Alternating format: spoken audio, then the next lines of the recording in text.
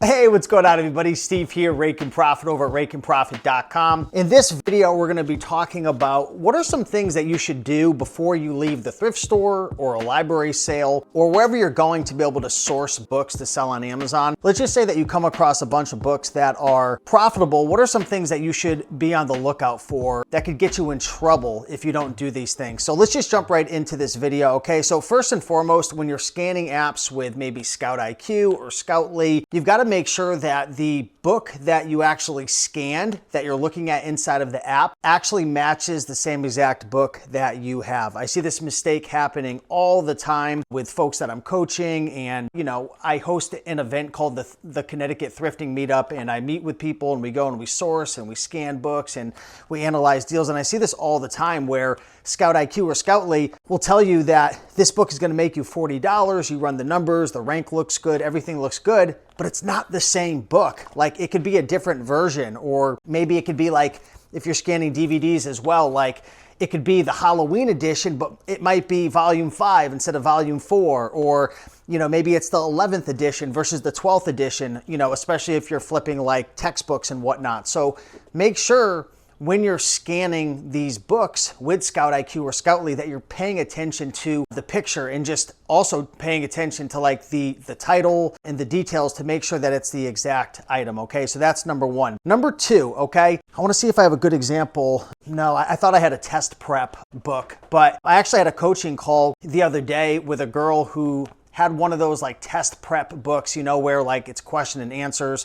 And she was saying, I bought this book, it was profitable. What do you think about it? All the answers are written in pen throughout the whole entire book. Can I sell that book? And I would say no for that example. Now, of course, if it's a pencil, you could go in and erase it, but is it really worth your time? So just be careful. Like, it's always a really good idea to comb through the book and make sure there's not too much writing, too much highlighting. Now, you can certainly sell books that have writing in it, that have highlighting in it. But if it's like a test prep or like a question and answer type of book, then, you want to make sure that, all the answers aren't in there, because that's going to get returned most likely. So be very, very careful. Also, another thing too, when you're combing through the book and you're looking through the book, make sure there's no like pages ripped out, okay? That's a big one right there. If the pages are ripped out, or if, there's severe water damage, that's another thing that it's just a pass for me. I'm not gonna buy those and put them on Amazon. Even though on Amazon, keep in mind, when you're listing books, right, you can list them as acceptable condition. You can list them as good, very good, like new, or new, okay? So you can certainly list a book with a lot of highlighting in it as acceptable. And the good thing about used books and used products is Amazon actually allows you to go in and put a condition note. Whereas, for example, with DVDs, these are all brand new DVDs. When you mark a product as new, you can't change the condition notes, okay? So another thing is, when you're buying products and you're listing them, I always like to under promise and over deliver. So if the book's in very good condition, I'll usually put it as good. If it looks like it's like new, I'll put it as very good. If it looks new, then I'll sell it as like new, okay? So just keep in mind for some of those defects as well. Also with textbooks, another thing to keep in mind is, and we talked about making sure the picture or the item you scan actually matches the product, but one thing to keep in mind is, if you're selling textbooks, make sure it's not like in an international edition or like a teacher's edition. You could certainly sell international edition books or teacher's edition books, but it has to be matched up to the correct listing, okay? So this book might have a listing just for this specific, nurse practitioner's business practice and legal guide. This is for students, but there may be another listing that is the teacher's edition or the international edition. And another thing that you're going to want to do is, I always recommend, especially if you're on the newer side, is to double check everything and scan it with the Amazon Seller app. So if you're using Scoutly or if you're using Scout IQ, especially database mode, some of that data, right, the prices might be old and outdated. Now,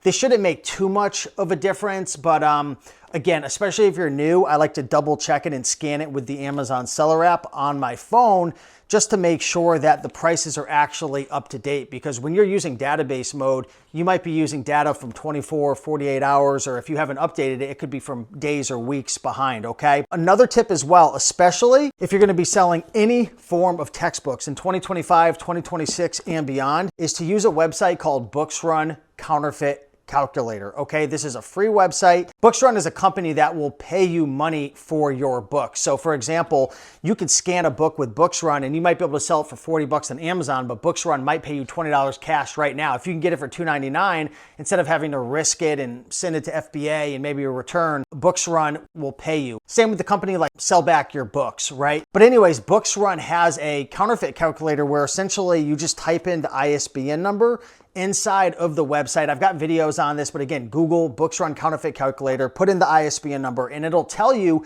if the book is unlikely to be counterfeit, likely, or very likely, okay? I will only, in 2025, 2026, moving forward, I promise you, you can get sued, you can get in trouble. I don't want to scare you, but there's publishers that are attacking sellers.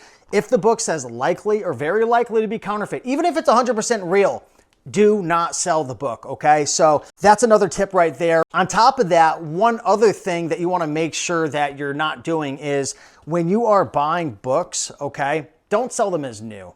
All right, I know it's tempting. I know these books are selling for a lot more new, but Amazon doesn't like it. The publishers don't like it. So before you check out, make sure that when you're scanning these books and you're analyzing them, that you're looking at the used prices, okay? You're looking at the good price, the like new, the very good, the acceptable. It really doesn't matter as long as it's used.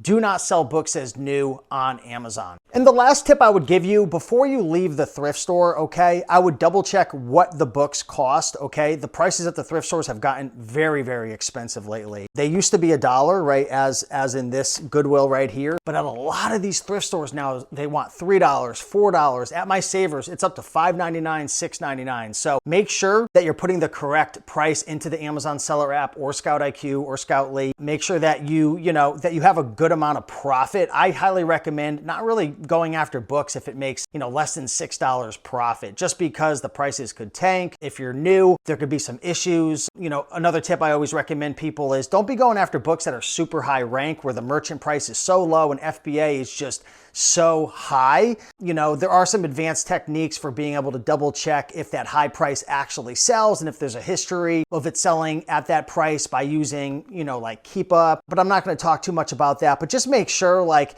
if you're going to be on the minimum side of making a $5, $6 profit, you really want to stay away from books that are 2, 3, 4 million rank where all the merchant sellers are at $5, $6, $7 and you're trying to get this overinflated buy box at $42. It doesn't mean you can't sell it for $42. It's just, there's a good chance that it's a slow seller.